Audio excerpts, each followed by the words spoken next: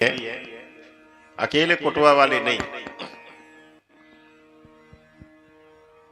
बोलिए शंकर भगवान की जय हो। वाह। अच्छा, आप लोग थोड़ा धीमे से बोलो, ठीक है ना? धीमे बोलना, तरसा हमारा कान बहरा है ना?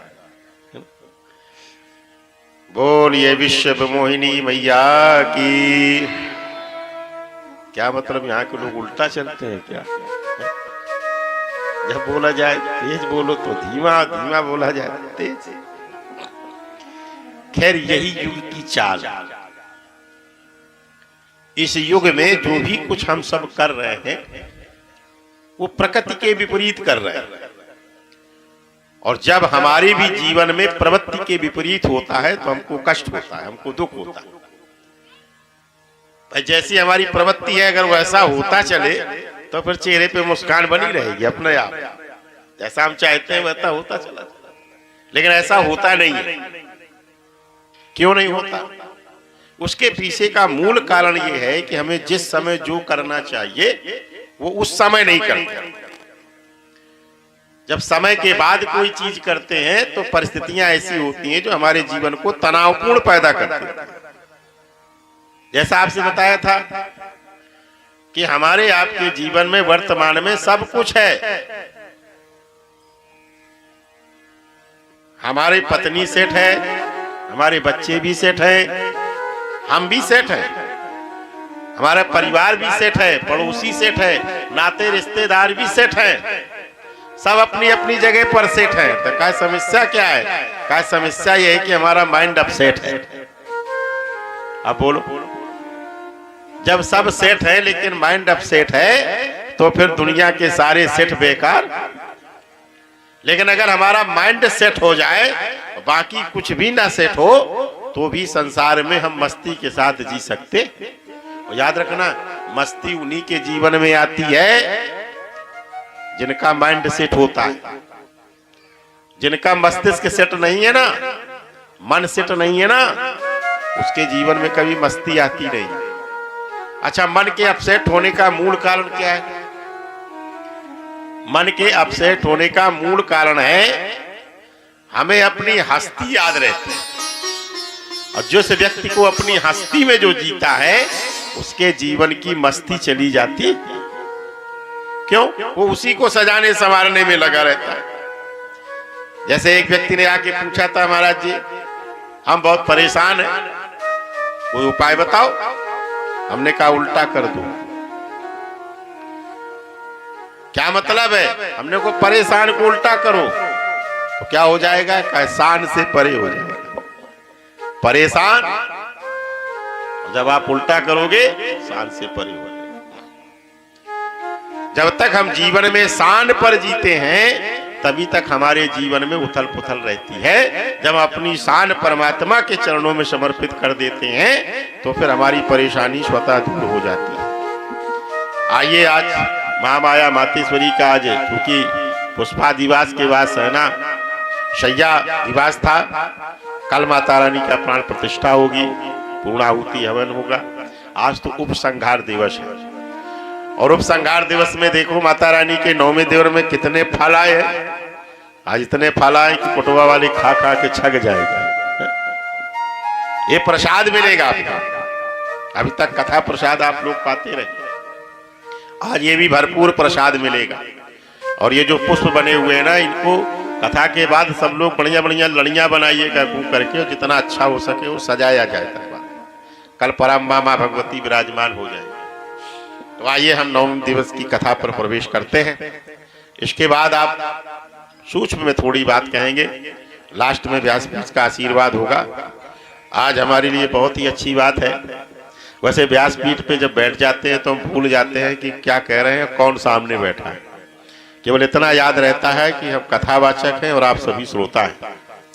लेकिन ये हमारे लिए बहुत ही अच्छी बात है कि आज हमारे बीच में हमारे भैया जामवंत सिंह जी बैठे हैं, पूरे परिवार सहित आए हैं, और जिन्होंने अपनी आंखों के सामने एक नहीं सैकड़ों कथा वाचकों को ऐसे निकाल दिया होगा सुन करके।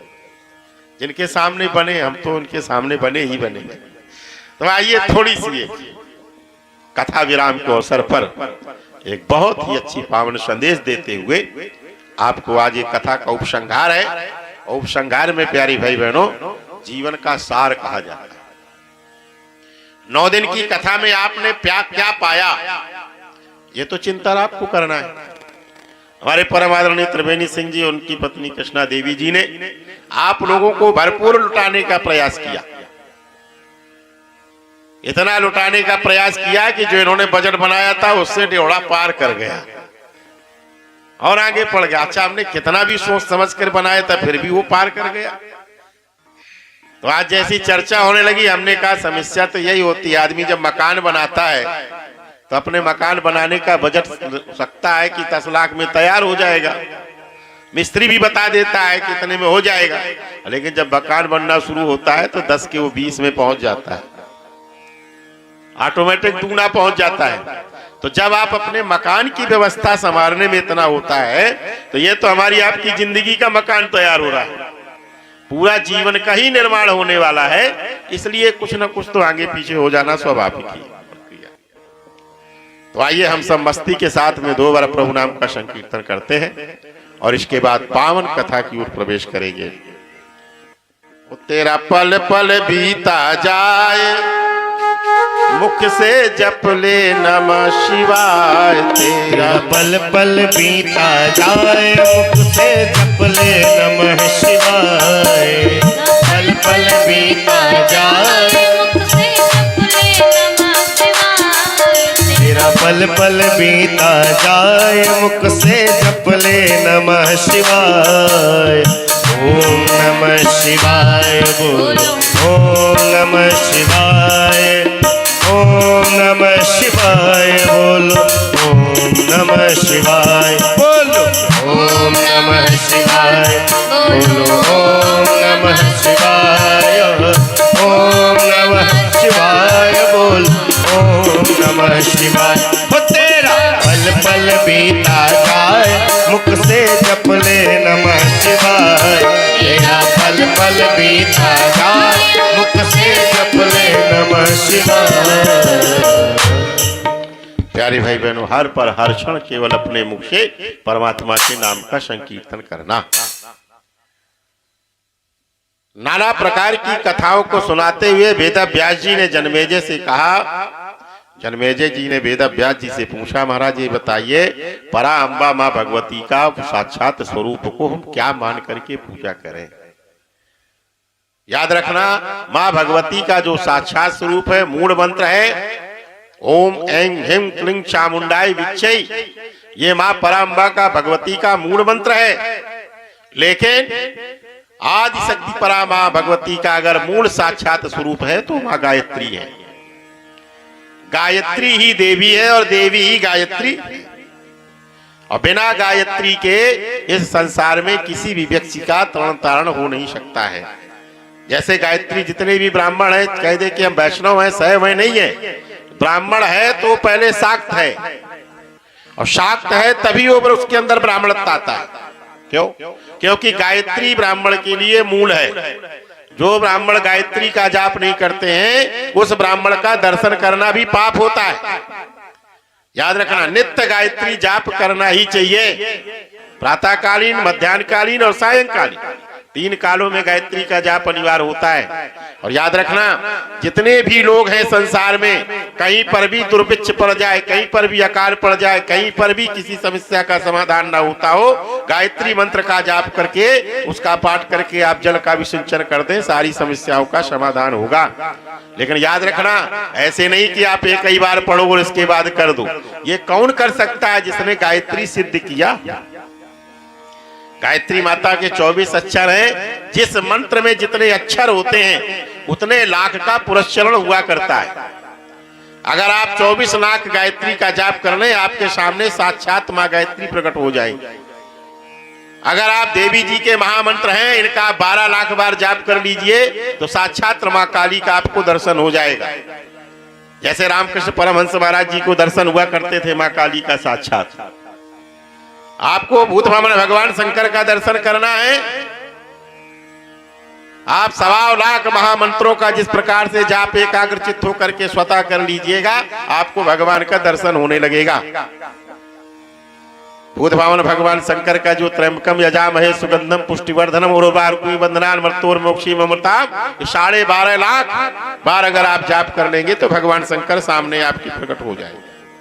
अच्छा, किसी की भी सिद्धि प्राप्त करने के लिए, जैसे एक ने कहा ना परमात्मा से मिलना है तो हर व्यक्ति से जिससे भी आप मिलना चाहते उसका कांटेक्ट नंबर होता है।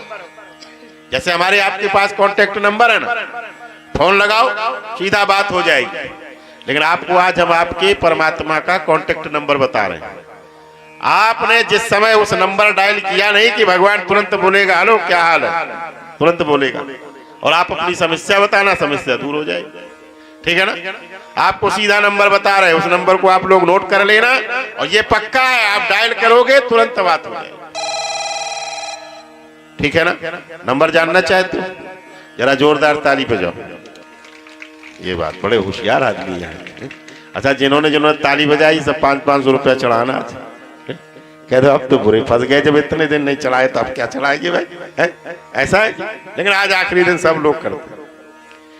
वो मोबाइल नंबर क्या है याद रखना, मोबाइल नंबर तो सही है लेकिन 3 चीजें और होनी चाहिए। पहली बात तो आपका जो नंबर है वो नंबर सही होना चाहिए। नंबर सही होने के बाद आपका मोबाइल भी सही होना, बोलो बोलो ठीक है ना। अब मोबाइल आपका खराब है तो नंबर डायल करो, क्या जाएगा? नहीं जाएगा। मोबाइल भी सही है लेकिन आपके पास बैटरी भी चार्ज होनी चाहिए, और बैटरी चार्ज नहीं है तो मामला बनेगा क्या? नहीं बनेगा ना। और बैटरी भी हो आपके पास तो फिर भी बैलेंस होना चाहिए, तब आपका कई वार्तालाप हो पाएगी। ये जो मंत्र है ना, ये उस परमात्मा से मिलने के मंत्र हैं। अगर आप इनको कंटिन्यू डायल करते रहेंगे तो कुछ दिन तो एंगेज जाएगा, लेकिन फिर कभी न कभी कंफर्म हो जाएगा, निश्चित हो जाएगा। जैसे कहने में कोई दुराई नहीं है, देवी भागवत महापुराण का हमने स्वतः ही 97 में पाठ किया था। स्वतः देवी भागवत महापुराण का पाठ किया था और उस पराम्बा मां भगवती की ऐसी कृपा हुई कि जो दर दर का भिखारी था आज वो स्वयं दाता के रूप में प्रसिद्ध। ये मां भगवती के डायल नंबर का प्रभाव है। ये मां भगवती के देवी भागवत का पाठ पहली बार अनायास कर दिया था, जैसे यहाँ पर बैठ करके नृत्य करते थे। और उस देवी भागवत का ये पुण्य प्रताप हुआ कि जिस दिन पूर्णाहुति हुई थी देवी भागवत महापुराण की, उसके दूसरे दिन से हमें वो स्थान छोड़ना पड़ा। तो हमने सोचा माता रानी ये कौन सी लीला है आपकी, लेकिन हमें चूंकि भागवत का पाठ कर चुके थे तो इतना विश्वास हो गया था कि माता रानी अपने भक्तों का सदैव ख्याल रखती, सदैव रखती है। और उसका परिणाम इतना हुआ कि आज इतना दिया कि हम स्वयं नहीं सोच पाते हैं कि हम आगे खर्च कहां करना, इतना दिया। तो आप लोगों के पास भी सब चीजें प्राप्त होंगी। आप पैसे के लिए परेशान हो, इतना पैसा आएगा कि आप खर्च नहीं करोगे। आप केवल इस मंत्र का ध्यान रखना जो बताने चले जाए। आपके पति पत्नी में झगड़े होते हैं ना, ऐसा होगा, ऐसा लगाव हो जाएगा कि बिना आपके पति रहेंगे नहीं, बिना आपकी पत्नी भी नहीं कह रही, इतना प्रेम हो जाएगा। बाप बेटे में झगड़ा हो रहा है, बाप बेटी में झगड़ा हो रहा है, विषाद हो रहा है, घर में कलह का वातावरण है, ये सारे के सारे वातावरण आपके अनुकूल हो जाएंगे। जैसा पहले के दिन बताया था, संसार में जो जीवन के 6 सुख होते हैं, वो अगर हमारे पास 6 में से अगर 5 है और 1 नहीं है तो हम सुखी नहीं माने जा सकते। वो 6 के 6 सुख आपको प्राप्त हो जाएंगे। पहला सुख क्या है? पहला सुख है अर्थ का आवागमन होना चाहिए, पैसे का आना जाना बना रहे, कोई टेंशन नहीं है। लेकिन याद रखना, पैसा खूब भरा है, लेकिन अगर हमारा शरीर रोगी है, अस्वस्थ है, लड़के बहू बेटा नाती सब बढ़िया कचौड़ी पकौड़ी काला जाम बर्फी रसगुल्ला सब खा रहे हैं, होली का त्योहार आ रहा है, गुजिया बना के खा रहे हैं, और तुम बैठे बैठे देख रहे हो, किसी ने कह दिया तुम भी खा लो, कह दो हम नहीं खा सकते। क्यों नहीं खा सकते? दांत नहीं है क्या? कहीं दांत तो है, फिर भी खा लो। क्यों नहीं खा रहे हो? इसलिए नहीं खाएंगे कि डॉक्टर ने मना किया। तो क्या खाओगे? कच्चे करेले का पानी पिएंगे। बोलो सुखी हो क्या? नहीं है ना। जीवन को निरोगी बनाना चाहिए, स्वस्थ शरीर होना चाहिए, धन खूब हो, शरीर भी स्वस्थ हो, और स्वस्थ शरीर के बाद में भी प्यारे भाई बहनों पत्नी का भी अच्छी होना चाहिए। पत्नी भी आज्ञाकारिणी होनी चाहिए और पत्नी के लिए पति होना चाहिए। बाजी एक तरफा ही नहीं चला करती है, दोनों तरफा दोनों का ख्याल रखने वाला व्यक्ति चाहिए। अगर तुम्हारी पत्नी दिन में 24 घंटा में 24 बातें तुम्हारी मानती है तो हमें भी विचार करना चाहिए कि हम उनकी भी बातों का सम्मान करें। आखिर वो कहना क्या चाहती है? आजकल समस्या तो यही हो गई है, पत्नी कुछ कहना चाहती है कि आधी बात सुनते हैं और पति डांट देता है, पूरी सुनते हैं नहीं। पूरी क्यों नहीं सुनते हैं? क्योंकि अच्छा पति अगर कहे और बीच में पत्नी डांट दे तो फिर बड़ा बुरा लगता है, मेरी पूरी बात नहीं सुनते हो। हमेशा पत्नी जब पूरी बात कह ले तब पति को उसका जवाब देना चाहिए, ये मूल सूत्र कहते हैं। कभी भी अधूरी बात सुनकर के जवाब नहीं देना चाहिए। और हम ज्यादातर यही करते हैं, घर घर में विषाद इसी बात का होता है कि पत्नी ने थोड़ी सी बात शुरू भर की और थोड़ी सुनी, इसके बाद कह दिया चुपचाप बैठ जाओ, ठीक है। ये गड़बड़ी आ जाती है। तो पति और पत्नी का भी ठीक होना आवश्यक है। ये चौथा सुख है। पांचवा सुख क्या है? घर में बेटा और बेटी होना चाहिए। और एक बात ध्यान रखना, चाहे जितना भी कह लो, बेटा होना भाग्य है पर बेटी होना सौभाग्य। ये बहुत भाग्यशालियों को बेटी मिला करती है, सौभाग्यशालियों को। भाग्यशाली जिनके पास बेटे हैं उनसे पूछ लीजिए, 4-4 बेटे होने के बाद भी वृद्धावस्था में 4 बार चाय मांगते हैं तब भी चाय नहीं मिलती है। लेकिन जिनके घरों में बेटियां हैं ना, उनको बोलना नहीं पड़ता है, बेटी अपने आप आकर के चाय नाश्ता दे देती है। इस युग का प्रभाव है, इसलिए बड़े भाग्य बनाना। इस कलयुग में स्पष्ट रूप से संदेश भी है कि जिस समय पांडव गए थे, पांडवों ने क्या देखा? एक बड़ा सा कुआं छोटे 4 कुओं को भर रहा है और कुछ देर बाद वो बड़ा सा कुआं सूख गया तो छोटे 4 कुएं मिलकर के भी वो बड़े कुएं को नहीं भर पा रहे हैं। क्यों? तो भगवान कृष्ण ने कहा था, अर्जुन ये कलयुग का प्रवेश हो गया। आगे आने वाले समय में कलयुग में ऐसे ही बेटे पैदा होंगे। एक बाप अपने 4-4 पुत्रों को पाल पोस करके बड़ा कर लेगा, लेकिन जब वही बाप बूढ़ा हो जाएगा तो 4-4 बेटे मिलकर के भी अपने माँ बाप का पेट नहीं भर पाए। ये कलयुग का प्रताप कहता है। तो मूल साधना के अंतर्गत आज समय भी बढ़ गया है। आगे आप बेटी के द्वारा पावन कथा सुनेंगे और लास्ट में आशीर्वाद शुभ संकेत के साथ में, चूंकि कल भंडारा भी है, सुबह प्रातः कालीन यहाँ हवन होगा। जिनको भी हवन पूजन करना है वो अपने घरों से कैसे क्या लेकर के आएंगे हम लास्ट में बताएंगे। कि जिनके घरों में विविध प्रकार का क्लेश रहता है, आपस में परिवार में पटती नहीं है, भंडारा परसों है, कल हवन के लिए बता रहे हैं। भंडारा परसों है, कल तो हवन ही होगा। तो इसलिए नहीं कोई चिंता की बात नहीं है, हलवाई लगे हैं। हाँ, लेकिन यहाँ तो ये निवेदन कर रहा था, जिनके घरों में पारिवारिक कलह का वातावरण है उन लोगों को क्या भर करके लाना है गरी के गोले में। और जिनके घर में बच्चे पढ़ाई में मन नहीं लगाते हैं, नाना प्रकार के व्यसनों में व्यधी रहते हैं, उनको क्या लाना है, ये सब लास्ट में आपको बताएंगे। क्योंकि अभी कथा का उपसंहार काफी शेष है और आप बेटी तेजस्विनी तिवारी जी के द्वारा पूरी कथा को विराम पर सुनिएगा। इसके बाद आज व्यासपीठ से आपको लास्ट में पावन शुभ संदेश के साथ में कथा विराम की जाएगी। तेजी से जयकारा लगा करके आप बेटी तेजस्विनी तिवारी का स्वागत करेंगे। और याद रखना, आप सब लोगों ने इतने दिनों तक कथा सुनी है, तो कथा सुनने के बाद जो उसका पुण्य फलक होता है, इस सबको हम श्रवण करके ही यहाँ से आज पदार्पण करेंगे। तेजी से जयकारा लगा करके बेटी का स्वागत करेंगे। ये बेटा और बेटी दोनों शिक्षा भी ग्रहण करते हैं और संस्कार भी देते हैं। आप लोग सोचते होंगे केवल कथावाचकी में जीवन चल रहा, नहीं। ये हमारे आपके बच्चे अगर यहाँ कथा सुनने आएंगे तो ये सीखो कि पढ़ने में भी टॉपर हैं और संस्कार में भी टॉपर हैं। ये तभी हो सकता है जब माँ भगवती की कृपा हो।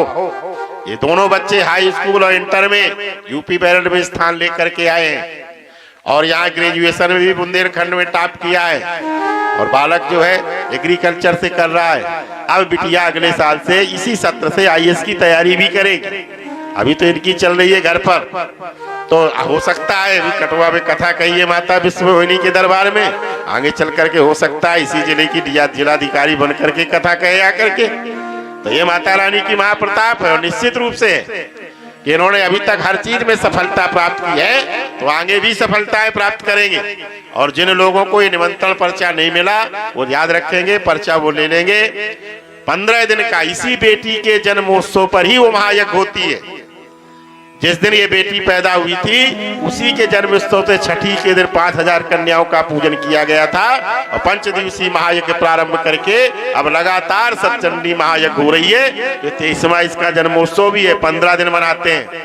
लोगों को बिटिया पैदा हो जाती है, चेहरा मुरझा जाते हैं, लेकिन बेटी जिस दिन से आई उसी दिन से महासंकल्प ले लिया गया था।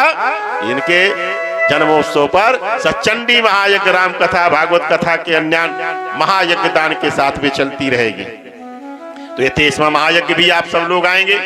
वो 3 सितंबर से लेकर 17 सितंबर तक लगातार चलेगा और उसमें 11,000 लोगों को वस्त्र दान भी दिया जाता है। 108 गांवों का महाभंडारा भी होता है। और दूसरा, कन्याओं का विवाह होता है अगर शुक्ल पक्ष पंचमी में, तो उसमें जिस दिन भगवान श्री राम ने विवाह किया था उस तिथि पर, तो दोनों का आप लोगों को निमंत्रण देते हुए आइए बेटी के द्वारा पावन कथा को श्रवण करेंगे।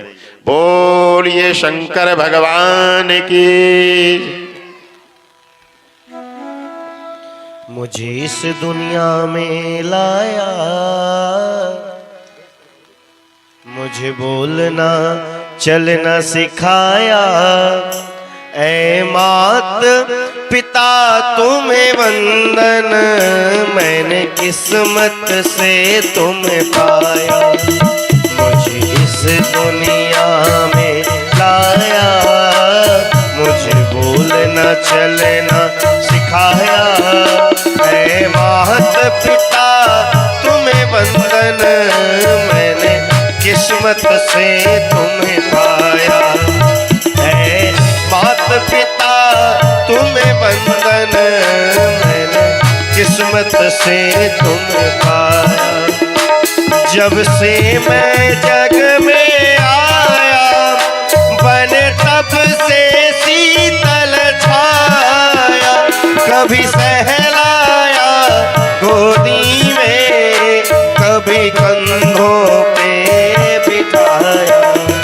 कभी सहलाया गोदी में, कभी कंधों पे बिठाया। बस प्यार ही मुझको लुटाया, बस प्यार ही मुझको लुटाया। ऐ मात पिता तुम्हें वंदन, तुम्हें किस्मत से मैंने पाया। मुझे इस दुनिया में लाया, मुझे बोलना चलना सिखाया। माता पिता का ध्यान करिए, क्या क्या किया माँ बाप का। तुम्हें वंदन, मैंने किस्मत से तुम्हें पाया।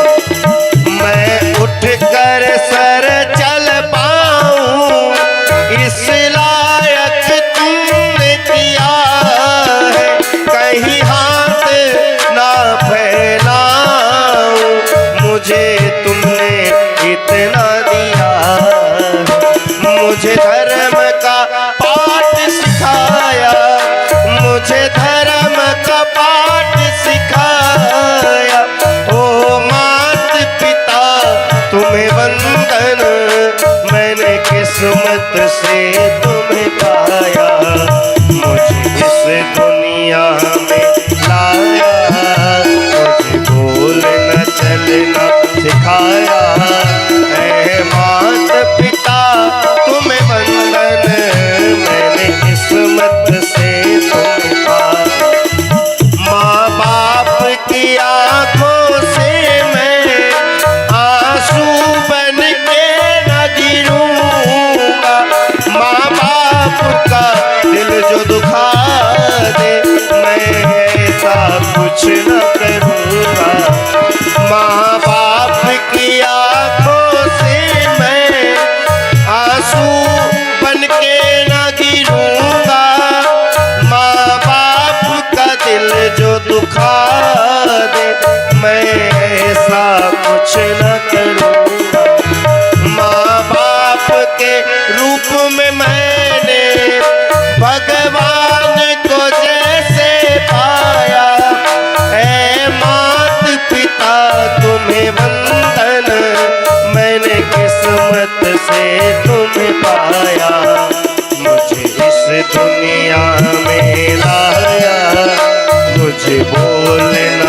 चलना सिखाया है। मात पिता तुम्हें वंदन, मैंने किस्मत से तुम्हें पाया है। मात पिता तुम्हें वंदन, मैंने किस्मत से तुम्हें पाया। मुझे इस दुनिया में लाया, मुझे बोलना चलना सिखाया है। मात पिता तुम्हें वंदन, मैंने किस्मत से तुम्हें पाया है। मात पिता तुम्हें वंदन, मैंने किस्मत से तुम्हें पाया।